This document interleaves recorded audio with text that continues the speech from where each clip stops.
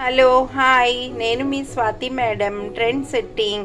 ఈరోజు మనం ఒక పచ్చడిని చూద్దాము. అదేంటంటే వెలక్కాయ పచ్చడి అనమాట. సో ఇది అసలు ఎప్పుడు దొరకదు, వినాయక చవితి అప్పుడు మాత్రమే తీసుకొస్తారు. ఎందుకంటే ఈ చెట్టు ఇళ్లల్లో ఉండదన్నమాట.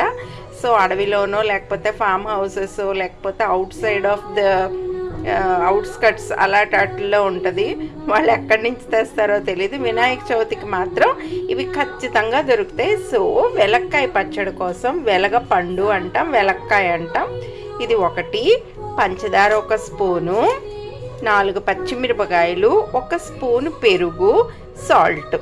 ఓకే, సో వీటిని ఏం చేయాలన్నమాట, దీనిలో గుజ్జు ఉంటుంది, అది తీసి ఈ పచ్చిమిర్చిని, గుజ్జుని, పంచదారని, పెరుగు, ఉప్పు వేసి బాగా మిక్సీ జార్లో మెత్తగా చెయ్యాలి. ఓకే, చూపిస్తా.